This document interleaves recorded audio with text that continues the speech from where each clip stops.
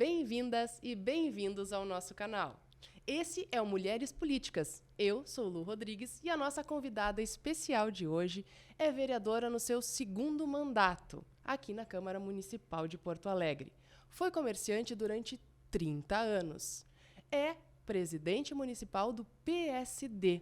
É ativa nas causas sociais e no voluntariado. Cláudia Araújo, seja muito bem-vinda ao nosso programa e obrigada por ter aceitado o convite para fazer essa conversa. Eu que agradeço poder estar aqui e falar um pouquinho para as mulheres sobre as mulheres na política. É um tema extremamente importante, né? Porque nós precisamos cada vez mais fomentar mulheres a terem coragem, a terem a audácia de ocuparem seus espaços. Eu já vou aproveitar esse gancho, Cláudia, porque eu quero começar por aí. Algumas especialistas já conversaram conosco e disseram o seguinte: como é que se constrói esse caminho para chegar nas esferas de poder, né? Como é que a gente faz isso acontecer? E essa é uma pergunta que a nossa audiência faz com muita frequência. Tá, Lu, qual é o caminho? E ninguém melhor do que alguém que que chegou nesses momentos, né? Chegou nas esferas de poder para nos contar um pouquinho qual foi a sua trajetória. E eu vou te perguntar isso. Qual é a trajetória? Qual é a tua história, Cláudia? Na verdade, eu nunca pensei em ser política, né? Eu, diferente de tantos outros, né, tantas outras mulheres que estão na política, eu não tenho parente político, não tinha amigos políticos quando eu concorri a primeira vez, eu não tinha padrinho, porque normalmente alguém é apadrinhado por algum político, eu não tinha padrinhos políticos, eu não tinha dinheiro para concorrer, mas eu tinha um trabalho social. Eu tinha 5 para 6 anos o meu projeto, que é o Amor ao Próximo, que ajuda pessoas, principalmente pessoas acamadas, crianças com deficiência. A nossa linha, o forte da nossa linha é esse. A gente tem outros projetos, mas dentro do projeto Amor ao Próximo, essa é a nossa linha base. E as pessoas diziam para mim, mas olha só, uma amiga que trabalhava na Câmara de Vereadores disse: tu tem um baita de um trabalho social, nós precisamos de mulheres na política. Por que tu não concorre a vereadora? Isso é uma fala muito de precisamos compor a nossa cota de mulheres, né? Então, assim, a gente faz o convencimento das mulheres para que elas se sintam aptas a concorrer. Inicialmente é isso. E eu digo, nunca pensei em ser política, mas quem sabe? Porque eu procurava onde estava o secretário de saúde, que eu sabia que ele ia jantar ou almoçar em algum lugar na época, para ir atrás e pedir ajuda para alguém que tinha algum problema de saúde que muitas vezes nem me conhecia. Nem sabia quem eu era, mas alguém tinha me pedido no grupo ajuda e a gente tentava ajudar. Então, ia lá, já na época que o Fernando Ritter, que hoje é secretário, mas que na época era secretário, eu fui 1 ou 2 vezes onde ele estava jantando, almoçando, para pedir ajuda, né? E então eu disse, eu já faço esse trabalho, essa busca. Se eu for realmente eleita, eu vou abrir portas e vou poder ajudar mais pessoas, vou poder fazer mais. E a ideia foi essa. E aí, lá em 2016, eu concorri a vereadora, fiquei como 4ª suplente, fiz 2.078 votos, com R$7.900, ou seja, sem dinheiro, sem material de campanha, porque com esse valor tu não consegue fazer muita coisa, só com o meu trabalho social. Só não, né? Com o meu trabalho social, que ajudava muitas pessoas. E essas pessoas foram as pessoas que foram os meus multiplicadores, foram as pessoas que disseram, a Cláudia trabalha, a Cláudia tem um bom... ajuda muitas pessoas, vamos votar na Cláudia. E aí foi, na época, o que aconteceu. E aí eu fiquei como 4ª suplente, aí um vereador faleceu, que foi o vereador Tarcísio, logo em seguida, né? Eu concorri em 2016, nem foi tão em seguida. Em 2016, ele morreu em dezembro de 2018.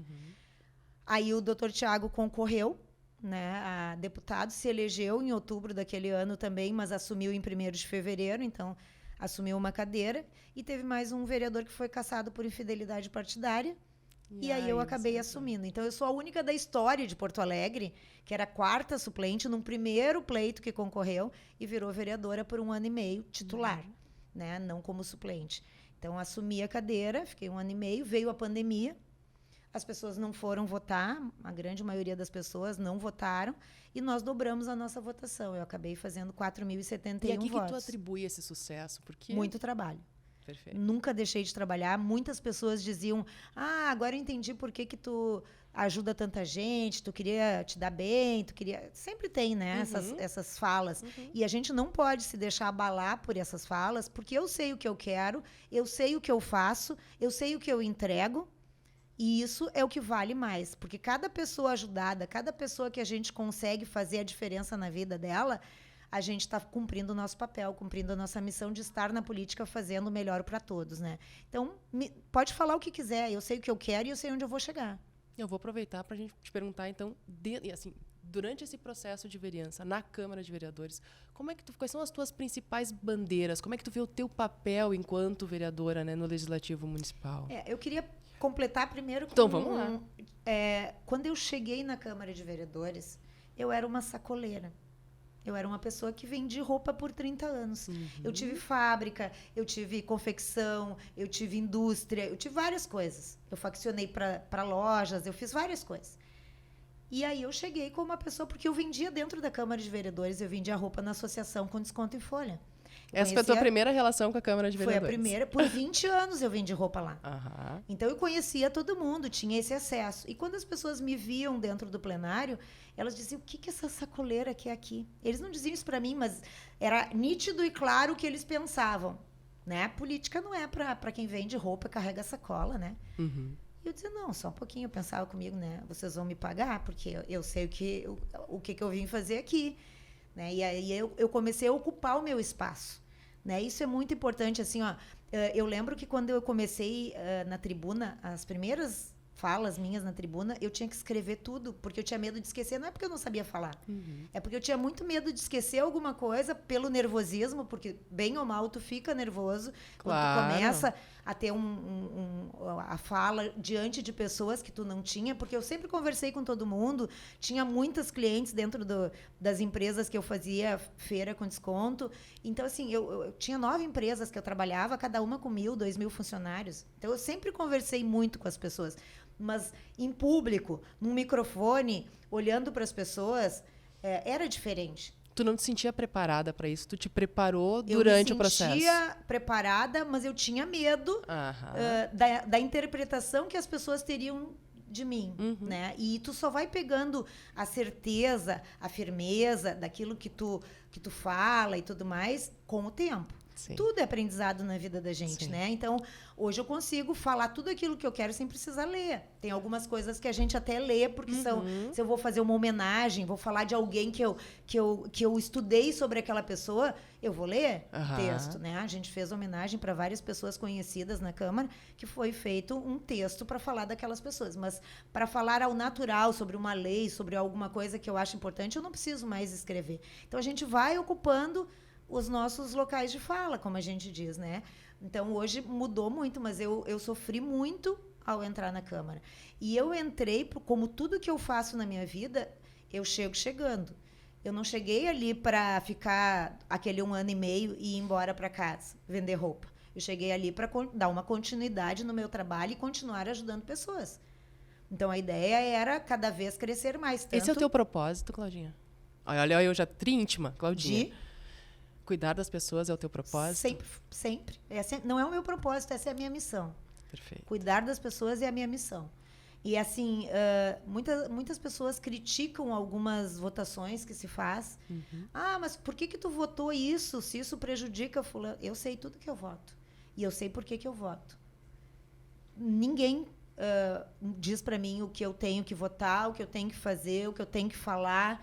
E eu estou num partido de centro justamente que me permite isso, que dificilmente os partidos te permitem falar e votar aquilo que tu tem. Eu respondo pelo meu mandato.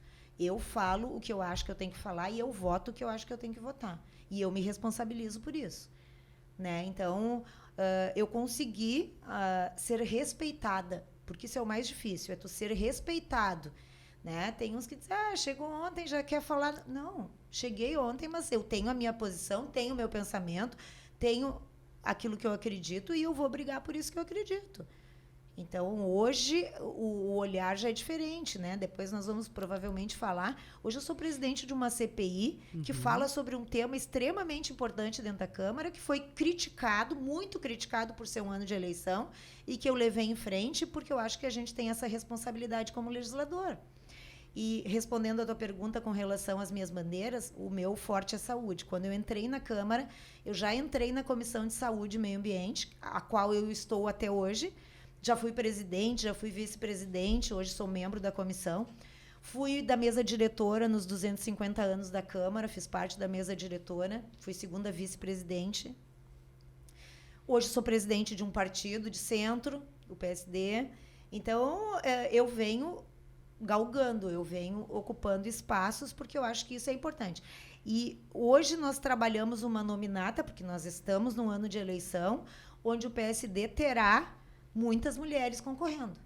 Essa informação nos interessa muito. Muitas mulheres concorrendo. Ainda não conseguimos chegar onde a gente gostaria de chegar, que é uma igualdade de percentual. E que a gente trabalha muito enquanto partido. Nós temos a Alda Marco Antônio, que é a nossa presidente nacional do PSD Mulher, que é uma mulher que fala muito sobre isso todas as vezes que tem oportunidade, dos 50% para homens e mulheres. E não é colocar 50% de mulheres para concorrer. É eleger 50% de mulheres e eleger 50% de homens. Isso é igualdade de gênero. Né? Então, nós queremos que as mais votadas dentro dos 50% se elejam e que os mais votados têm que mudar essa legislação. Né? Tem que mudar essa forma de ver através do Tribunal Regional Eleitoral, o Tribunal Superior Eleitoral. Nessa linha, quais são os principais desafios que as mulheres enfrentam na política no Brasil, assim, pela tua ótica? Eu já sofri assédio dentro da Câmara, eu já fui... eu sou uma pessoa muito do equilíbrio, né? Eu procuro, assim, resolver o que eu tenho que resolver sem alardear. Porque tem alguns partidos, algumas pessoas que fazem disto uma forma de se promover. Eu não acho que se promover seja... acho que a gente se promove fazendo um bom trabalho. Se promove entregando bons resultados para uma cidade como Porto Alegre, né? Que é a capital dos gaúchos e que tem tanta coisa para se trabalhar, para se melhorar, se evoluir, se vem numa construção boa que nunca se teve, mas dá para melhorar. Tem coisas para fazer, muitas coisas para fazer. E quando a gente fala de mulher, a gente precisa de falar de coisas importantes dentro da política, como, por exemplo, vaga na educação infantil. Isso fala diretamente com as mulheres. Como é que eu trabalho se eu não tenho onde deixar o meu filho? Então, a gente precisa trabalhar este tema. A gente precisa achar uma solução para esse tema. E a gente tem solução para esse tema. Nós temos que mudar lá em Brasília. Nós temos que ir direto à fonte, porque hoje o regramento para o percentual de valor que a gente recebe para a educação é engessado. Ele permite que tu gaste somente material didático e equipamento. Se nós mudar esse regramento lá em Brasília, a gente vai conseguir acabar com a fila da falta de vagas na educação infantil. E é o que a gente precisa. Mulheres podendo cumprir seus papéis, mas também estar inseridas numa sociedade. Perfeito. Dentro dessa tua jornada aí no segundo mandato, qual foi o maior desafio que a Cláudia enfrentou na política? Na verdade, a gente enfrenta desafio todos os dias. Diariamente. Né? Todos os dias a gente enfrenta desafios. Eu sou uma pessoa extremamente ativa dentro de projetos de lei. Nós temos vários projetos em andamento. Agora a gente vai inaugurar, inclusive, no início de maio agora, a primeira composteira num parque, numa praça, que vai ser na Redenção, nosso piloto, que é dentro da questão da sustentabilidade, do meio ambiente, que a gente fala. Vai ser a primeira composteira num parque que vai produzir adubo para o próprio parque. Né? E que a população vai poder estar inserida nisso, trazer os seus resíduos, trazer a casca da laranja, a casca do tomate, a casca de ovo, que não tem onde colocar, que muitas pessoas não têm composteira dentro das suas casas, vai trazer para o parque e nós vamos conseguir fazer com que isso se transforme. Então, são pequenas ações que mudam e mudam muito a realidade da nossa cidade. Né? Então, a gente tem também o projeto da dengue, que a gente autoriza, hoje tem inclusive um decreto do prefeito baseado na minha lei, autoriza os agentes de endemias a entrar nos espaços públicos ou privados e fazer a limpeza dos pátios e das piscinas, porque aí tu tem um vizinho, uma vizinha, que tem uma piscina abandonada, o dono da casa morreu, abandonaram a casa, ninguém limpa. É um foco e ninguém consegue tratar. Tá ali. Então a gente está trabalhando, inclusive, com drones, para colocar drones na secretaria, para que eles possam colocar pastilhas de cloro sem precisar entrar na casa. Tem várias ações que está se trabalhando para que se possa executar da melhor forma esse projeto.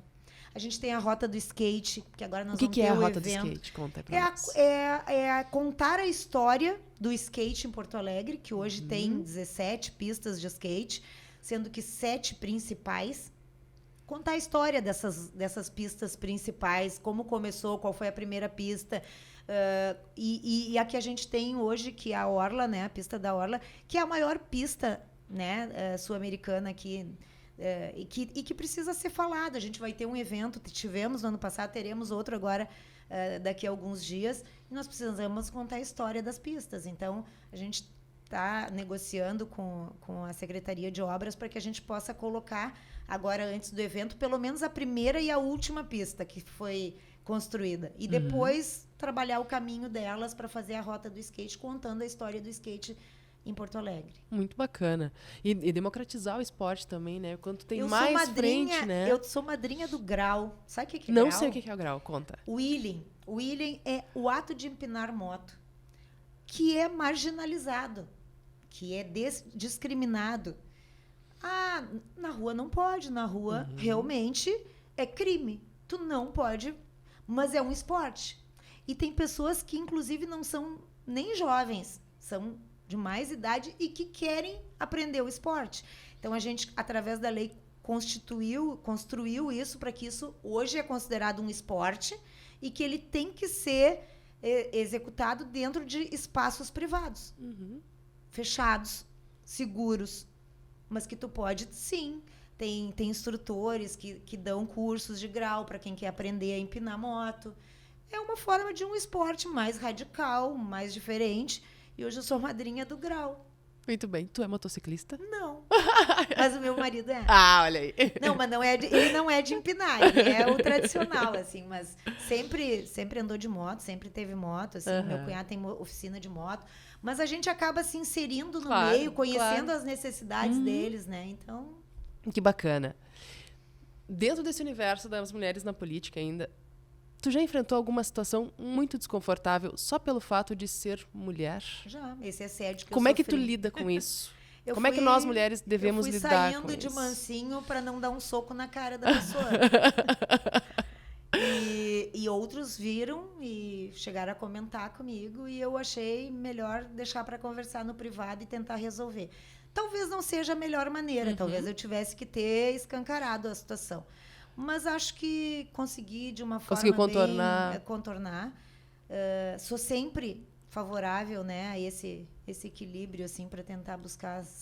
Porque todo mundo está sujeito a erros, né, infelizmente. Infelizmente, mas errar é humano, né? Mas, tá tudo bem, né? Insistir no erro é burrice, então aí não pode acontecer, né? Muito bem. Com relação à representatividade feminina ser aumentada, né? Tu enxerga alguma forma, alguma maneira da gente incentivar mais as mulheres? E sendo presidente, né, municipal, tem alguma iniciativa que o próprio partido tenha trazido para promover esse aumento, que tu possa compartilhar? Na própria nominata, como eu te falei, a gente buscou trazer mulheres, né? A gente tem muitas mulheres dentro de vários setores. Nós vamos ter candidatas, hoje temos pré-candidatas representando a religião, representando a LGBTs, dentro de várias situações, assim, várias pautas importantes, nós teremos mulheres representando essas pautas. Então, eu acho que isso nos mostra que a gente está no caminho certo, né? Nós temos hoje uma presidente mulher no PSD estadual. Dificilmente, eu acho que nós somos o único partido aqui que tem uma presidente mulher, uma presidente municipal da capital mulher, né? Então, a gente tem uma tesoureira mulher, a nossa executiva estadual tem mulheres, a nossa executiva municipal tem mulheres, então a gente busca sempre fazer cuidado do partido em relação a isso. O cuidado de ter, de garantir, né, o espaço das mulheres. Então, eu acho que a gente vem trabalhando forte nisso. O partido é um partido que fala muito sobre a importância da mulher. Claro que nessa trajetória nem tudo são flores, né? Algumas a gente passa por muitas frustrações também, né? E o maior problema que eu vejo é a maioria das mulheres não vota em mulheres. A gente acha, fala... Vamos falar sobre isso. Eu tenho certeza.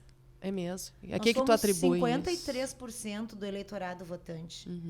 E quantas mulheres nós temos? Hoje nós temos 9 mulheres vereadoras na Câmara, de 36 vereadores. Nós tivemos 11 quando iniciou em 2020 esse mandato. Nós tínhamos 11, aí algumas se elegeram deputadas e tal, fez uma troca e hoje nós temos 9. Quando eu entrei na Câmara em 2019, eu era a 5ª mulher. Hoje nós quase dobramos o número de mulheres, que ainda é pouco. Ainda é pouco. Né? Então, eu acho que assim, nós precisamos falar sobre isso, que mulher precisa votar em mulher. Ou precisa, pelo menos, ter um olhar para as mulheres. Porque nós não somos rivais, nós somos parceiras, nós dividimos as mesmas dores, as mesmas necessidades, a mesma necessidade de fala, de ocupar os nossos espaços, né? Então, nós precisamos valorizar as nossas mulheres. Porque uma coisa é um presidente, uma presidente de partido te chamar, te convidar, te dizer, é importante a tua vinda. E outra coisa é te oportunizar a ter chance de chegar lá. Né? Hoje a gente tem as cotas, que particularmente eu sou contra qualquer tipo de cota. Eu acho que todas as pessoas na vida tinham que ter as mesmas oportunidades. Né? Mas, infelizmente, como a gente tem uma sociedade que ela não oportuniza, tu precisa, sim. Acho que é necessário hoje as cotas por falta de oportunidade. Mas se tu disser, esse é o certo, não, esse não é o certo. O certo era que todas as pessoas tivessem oportunidade de estudar, oportunidade na área da saúde, todas as oportunidades da mesma forma, que tu não precisasse limitar, né? Então, mas hoje as mulheres têm a sua cota, têm o seu recurso, né? Tem mais condições de concorrer em função disso, né? Então, isso já ajuda muito, né? Nos bastidores a gente estava falando, né, que tu circula muito, tu tem um relacionamento muito profundo com a sociedade, com a cidade, enfim. Tu acha que as mulheres não gostam de política? O que tu tem? Porque isso também é uma pauta que vem, né? A mulher não vota em mulher e mulher não gosta de política. Como é que tu enxerga isso? As pessoas, do modo geral, não gostam de política. Porque a política ficou taxada, né, de oportunidade, né? É político? Vai querer levar vantagem em cima de mim. Veio porque é ano eleitoral. Não. Então, essas falas, não quero saber de político. Né? Mas a vida da gente é política. Né? Se tu precisar trocar uma lâmpada na tua rua, tu vai precisar de um político, como se diz. Tu vai precisar de ajuda. Se tu tiver com o teu bueiro entupido, tu vai precisar de um político. Se tu precisar de uma vaga na escola, tu vai recorrer a um político. Talvez ele não consiga te ajudar, mas tu vai pedir. Então, tudo na vida é política. Então, o que a gente tem que ter? A gente tem que ter bons políticos. Né? Então, como é que a gente tem bons políticos? Pesquisando, sabendo o que esse político faz, como é que ele entrega, se ele te representa nas pautas que ele apresenta. Isso tudo é muito importante, né? Então, as mulheres, num modo geral, elas têm medo de se expor, né? De falar aquilo que elas acreditam, porque elas podem ser taxadas, porque elas podem ser cobradas de alguma coisa. Não tem que ter medo de nada. Tem que falar o que tu pensa, o que tu acha, o que tu acredita. Porque tudo aquilo que vem do coração é mais profundo, né? Tudo aquilo que tu fala como verdade e de coração, as pessoas conseguem identificar isso. Né? Então, eu acho que a partir daí a gente consegue realmente ocupar espaço. Muito bem. Esse ano tu foi proponente de uma CPI importante, que é a CPI da CE Equatorial. Foi uma CPI polêmica. Vamos lá. É polêmica ainda. Tá rolando. E eu queria que tu contasse pra gente em que etapa ela tá. Como é que tu tá vendo o resultado disso? Está sendo o resultado esperado por ti? Como é que tá sendo essa jornada? Na verdade, logo depois do evento, né, que a gente teve em 16 de janeiro, onde muitas pessoas ficaram por muito tempo sem luz. Algumas retornou a luz em uma fase. Outras ficaram muitos dias, porque foram muitas árvores que caíram com esse evento. e precisava desativar a rede elétrica para poder fazer as podas. Então, foi um trabalho muito concentrado entre a Equatorial e a Prefeitura, serviços urbanos. Um dependia do outro para poder executar isso. A Equatorial, pelo que se viu, não tinha equipes suficientes, não tinha funcionários capacitados o suficiente para atender essa demanda, porque foi um evento atípico, muito forte, né, que não se esperava. E era necessário que a gente, enquanto legislador, porque isso foi assim o que eu acreditei quando eu decidi instaurar a CPI, que eu fui eleita para defender as pessoas da cidade de Porto Alegre. Aí, alguns políticos disseram, não, mas tu não tem legitimidade para isso. Esse assunto veio, né? Por que tratar no legislativo municipal isso essa pauta? Isso é uma concessão, né? Isso é uma privatização, isso vem entre a ANEEL, a Gerges, governo do estado, isso não tem nada a ver com os... Não, eu tenho a ver com tudo que acontece na cidade de Porto Alegre. Porque eu fui eleita para fiscalizar os serviços da cidade de Porto Alegre. Tanto que a nossa CPI não discute quem morreu porque caiu do poste na cidade tal, ou na cidade tal, ou o menino que infelizmente veio a falecer aqui na nossa cidade vizinha. Nada disso se discute. Viamão, né? Viamão. Nada disso se discute. Porque não é da cidade de Porto Alegre. Nós procuramos trabalhar, alguns vereadores falam sobre a questão da privatização, que também não é o tema. Isso é o governo do estado e o governo federal que tem que definir. Essa não é a proposta, não é aí. Não é a proposta. Né? E eu não vou deixar fugir a esse tema. A minha preocupação e o meu interesse, e foram 26 vereadores que votaram, que assinaram a CPI, muitos pedindo para participar como membros da CPI, que não puderam, porque tem um escalonamento que se faz. Então, a cada 3 vereadores de partido, um é indicado pelo partido. Okay. E aqueles partidos que têm 2 ou que têm 1, tem um rodízio, que é feito pela diretoria legislativa, que a cada evento que tem na Câmara, alguma comissão especial, alguma coisa que tenha, entra, por vez, um dos vereadores. Alguém então, ficou de fora aí nesse processo? Ficou de fora. Claro. Tinha vereadores que queriam muito estar na CPI e não puderam estar.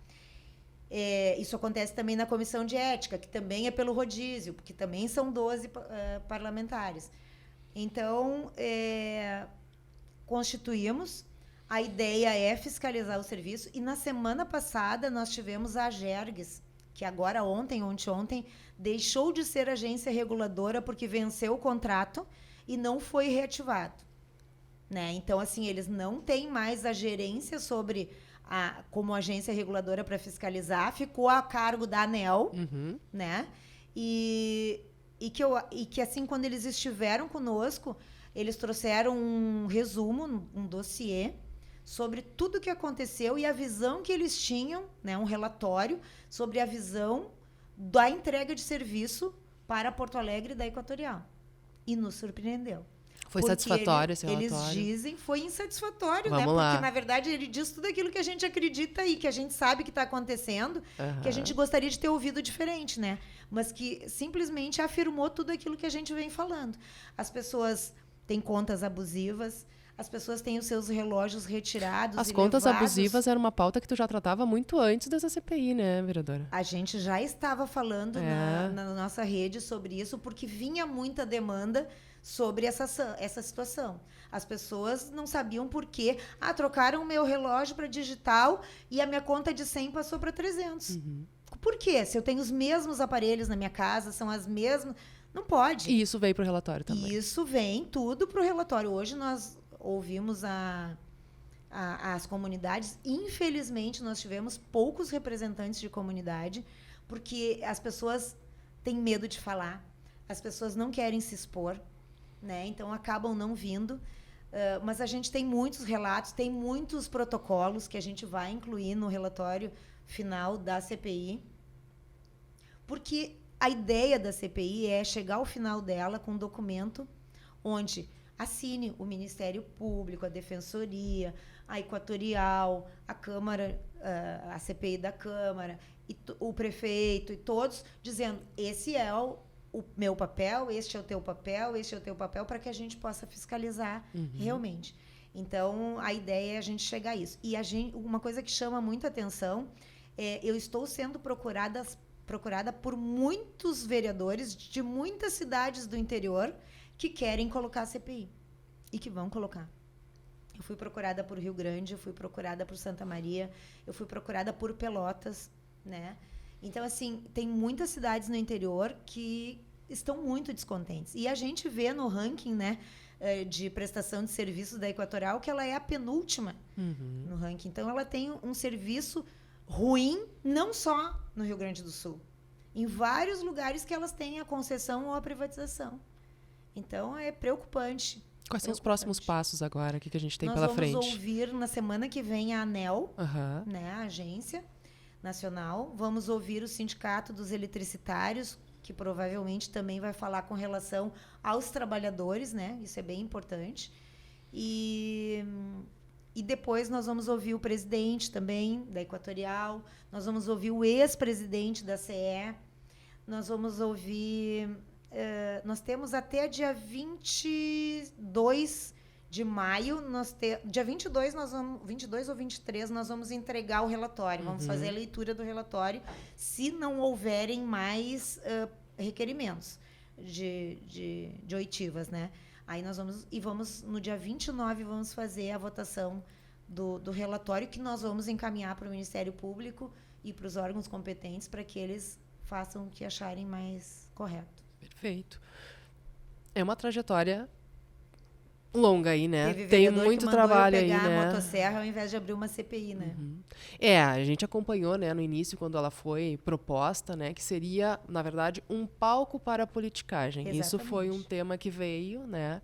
E Mas tu sempre aí foi muito tranquila com relação não é a justo, isso, né? As pessoas né? estarem perdendo seus alimentos, seus remédios, ficando sem luz, pessoas acamadas, porque eu trabalho, né, com pessoas, sei da necessidade da energia para muitas casas de pessoas que são acamadas, que dependem de aparelhos e que tiveram que ir para os hospitais para não morrer, porque a luz não voltou. Então é muito complicado. Muito. E as intempéries vão seguir, né? Vamos seguir. Vão seguir. Vereadora, quais são as tuas principais propostas e projetos? O que está mais quentinho aí no momento? E eu vou querer que tu fale um pouquinho também sobre a tua pré-candidatura à Prefeitura de Porto Alegre. Tem um projeto bem polêmico, porque eu adoro essas polêmicas, que é a redução do uso das sacolas plásticas. Ah, legal. Esse é um tema assim, que a gente vem discutindo. Eu fiz algumas visitas em algumas empresas. A gente tem trabalhado muito, porque não é para enfiar a goela abaixo, como eu digo, né? É para a gente fazer realmente uma construção. E agora, Gramado, era uma lei que já existia em Gramado, que agora entrou foi sancionada e entrou em... Está em vigor, está funcionando. Em vigor, que não tem mais sacola plástica em Gramado. Nem para comprar. Bem diferente da nossa lei. É a um nossa case lei, legal, tu assim. pode vender se for biodegradável. Ok. Tá? Mas tu não pode doar, não pode ser gratuito mais a entrega. Por quê? Eu vou no mercado hoje e pego um massinho de sacola lá, uma quantidade de sacolas para fazer de lixo. Sim. E isso tudo vai parar no nosso rio, vai parar em vários lixões, porque hoje em Porto Alegre nós temos 300 focos de lixo fixos, de lixões fixos, que amplia a questão da dengue, que amplia tantas outras questões voltadas a isso, né? Então, nós temos que acabar. Como é que a gente acaba com isso? A sacola plástica, ela é um grande responsável por esses lixões, né? Então, a nossa ideia aqui é que a gente reduza, que possa ser usado o papelão, a sacola de papel. Antigamente, muito se recebia, né, dos mercados em sacos de papel. A minha avó, eu me lembro que a minha avó ia na venda, porque não tinha na época mercado, né? Não tinha os supermercados, com a sacola retornável, né? Então, por que não levar a nossa sacola retornável para trazer as nossas compras? Por que não comprar o saquinho biodegradável para colocar o resíduo do banheiro? Porque é o único que tu tem que descartar, os outros tu pode fazer compostagem. Então, se nós não tivermos educação ambiental, É isso, né? nós não teremos um mundo melhor, né? E eu não sei até quando a gente resiste. É Então, sobre educação mesmo, Então, né? esse é Tem- agora, dia 14, nós temos com o prefeito, nós vamos sancionar 8 leis O prefeito diz para mim que eu sempre faço mutirão, né? Na base do mutirão as leis, porque a outra vez foi 6, agora faz uns 6 meses e agora a gente já tem 8 leis para sancionar, né? Então, assim, a gente tem algumas leis de utilidade pública. O que é utilidade pública? Ela passa pela Câmara, mas tu oportuniza empresas que prestam serviço para o município. Então, eu tenho lá um projeto de crianças, eu tenho voltado para crianças que eu cobro e tal, mas eu tenho 50 vagas que eu oportunizo para projeto social, gratuito. Então, eu tenho uma parceria, uma contratualização com o município para ofertar essas vagas. Então, eu posso ter utilidade pública. E eu tendo utilidade pública e 3 anos em atividade, eu posso receber recurso. Benefício por isso. Eu posso escrever projeto, posso receber incentivo, posso várias coisas. Então, a utilidade pública é muito importante para que a gente possa fazer com que isso aconteça. A gente vai sancionar agora a política de atendimento e acompanhamento nutricional nos bairros. Explica um pouquinho para nós. Na verdade, a ideia é que a gente tenha nos postos de saúde profissionais de nutrição para fazer o acompanhamento daquela região para fazer o preventivo, né, das pessoas. Vai pessoa de idade, como é que pode fazer? Porque se a gente trabalhar o preventivo, a gente tira de dentro do hospital. Ontem eu tive num almoço que falava com diretores de hospitais, onde muitos empresários estão preocupados com a questão da saúde de Porto Alegre e com razão, né? Porque a nossa saúde realmente, e não é em Porto Alegre, é em todo o estado, está um caos. Nós estamos com 203% de ocupação de leitos hoje e o inverno não chegou. Onde é que nós vamos atender os nossos idosos, as nossas crianças daqui a alguns dias? Não vai ter leito, não vai ter UTI, não vai ter como cuidar. Então, isso é muito preocupante e nós precisamos discutir. E aí, a ideia foi trazer para que a iniciativa privada apoiasse. Mas a iniciativa privada já apoia. E ela não pode ser responsável por tudo que a gente não consegue fazer. A gente tem que buscar alternativas, porque a saúde é tripartite. Onde é que o governo federal entra nisso se faz anos que eles não dão a sustentação da tabela SUS? Não tem atualização. Faz mais de 6 anos que não atualiza. O presidente da República agora assinou uma declaração de que todo ano vai ter um reajuste da tabela SUS, só que nas letras pequenininhas que ninguém enxerga diz se houver orçamento. Ou seja... Sim, está atrelada ao orçamento. Não vai acontecer. E outra coisa que eu falo muito, assim, aprova-se leis em Brasília, mas quem paga são os municípios. Hoje nós temos aí o transporte, por exemplo, 65 mais para todo mundo, não tem um regramento. Se eu sou dono de uma grande empresa ou se eu sou alguém que faz limpeza na casa da Maria, eu tenho isenção. Quem tem que ter isenção é aquele que faz a limpeza na casa da Maria, não é o grande empresário. Então tem que ter um regramento de quem precisa e de quem não precisa, né? E se não tem, se é para todos, tem que ter subsídio do governo federal. Não pode dizer que a gente tem que fazer e manter o mesmo orçamento, né? Então a gente tem que trabalhar isso. Depois a gente tem também a Semana do Climatério, que a gente conseguiu aprovar, que vai ser 18 de outubro a semana. Então, nós vamos falar, assim como a gente tem Outubro Rosa, a gente tem outros... A gente vai ter a Semana do Climatério. O programa... Assunto super tabu também, né, vereadora? Sim, as pessoas não falam sobre a importância disso, né? Porque a gente sabe, enquanto mulher, o que a gente vive, né? Numa pré-menopausa, numa menopausa. Então, assim, eu sou uma beneficiada, né? Porque vou fazer 57 anos e eu ainda tomo remédio, senão eu engravido, né?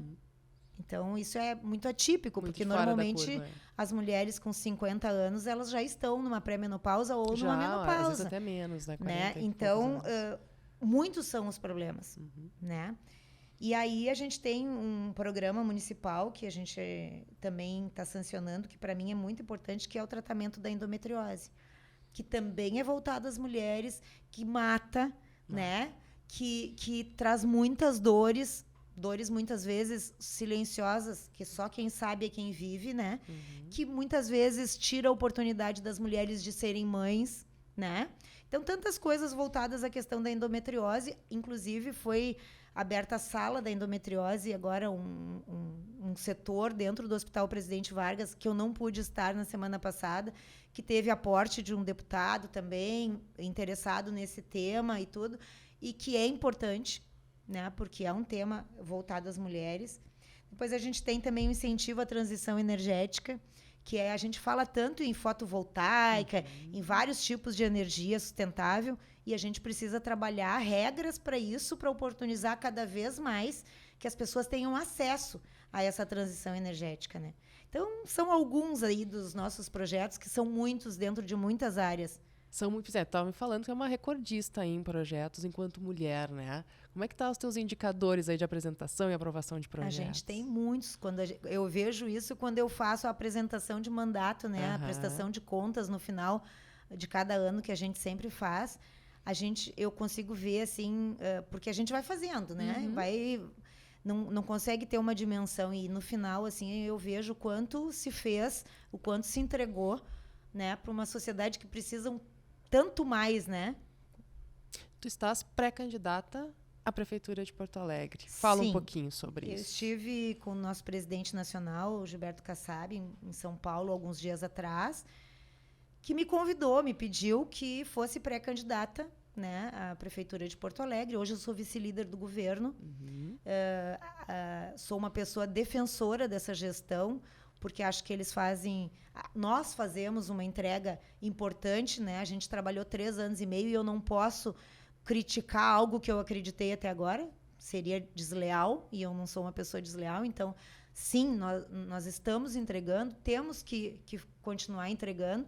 Temos ideias, temos sugestões para Porto Alegre que nós podemos também fazer, mas tudo isso é uma construção política, né? Hoje nós somos pré-candidatos à prefeitura, amanhã pode se decidir numa convenção que vai se estar junto com outro partido, tudo pode acontecer, tudo é uma construção política, mas eu quero estar na ponta, porque eu tenho as minhas ideias, eu tenho a convicção daquilo que eu quero para Porto Alegre, e eu acho que nós precisamos. Porto Alegre nunca teve uma prefeita mulher. Tá na hora de hora de ter uma prefeita mulher. Olha aí. Olha a oportunidade aí, né? E eu não gosto de perder oportunidades. Muito bem. Cláudia, falando sobre mulheres ainda então, quais são as mulheres na política ou não da política que te inspiram? Eu acho que todas as mulheres inspiram a gente um pouquinho, né? Acho que não tem como dizer assim, essa mulher me inspira. Eu sou uma pessoa que eu sempre procuro pegar o melhor de cada pessoa. Né? Então, assim, eu cheguei aqui, vi o teu sorriso, eu disse, que mulher cheirosa, que mulher bonita, né? Ela que mulher alegre. Gente, ela é muito carinhosa. Ela Mas começou nesse primeiro encontro, foi muito carinhosa. Sabe, uma pessoa extrovertida, uma pessoa que tu vê, assim, que ela é imparcial, né? E para estar no papel que tu está, tu tem que ser isso, né? Para poder ouvir, para poder... Então, mulheres, não tenham medo. Venham conversar com a gente. A gente quer conhecer os projetos de vocês. Eu acho extremamente importante, se eu puder ajudar a trazer outras mulheres, independente de partido, tu pode contar comigo, porque eu acho que agradeço. Sim, as pessoas têm que ouvir as mulheres, têm que se posicionar, têm que vir para a política, sim, porque a política muda vidas, muda realidades, constrói cidades, constrói um mundo melhor para todos nós. Ai, que lindo. E assim... Dessa forma maravilhosa, nós estamos chegando ao fim deste episódio de Mulheres Políticas. Achei que recém nós estávamos na introdução conversando. Tá muito gostosa essa conversa, né? Eu quero saber a tua opinião. O que você achou desse nosso papo? Se tiver algum outro assunto que você acha importante a gente tratar neste canal, comenta aqui embaixo. E mais uma vez, eu vou agradecer a tua participação, Cláudia. Foi muito generosa, tu foi muito querida aceitando este nosso convite. Adorei te conhecer pessoalmente. Sempre à disposição para falar. Te convido para deixar uma mensagem aí para nossa turma. Sempre à disposição para falar de projetos, para falar de construção, para falar de política, né? Principalmente de política para as mulheres, né? Porque nós somos diferentes. Podem dizer que não, mas nós somos diferentes. Uma mulher que consegue gerar uma vida, ela é muito importante para uma sociedade, para um mundo melhor, né? Muito lindo. Então, Mulheres Políticas vai ficando por aqui. Se você gostou desse vídeo, deixe o seu like. Se achar que mais alguém pode se interessar pelo nosso conteúdo, compartilhe. Gente, muito obrigada, um grande abraço e até a próxima!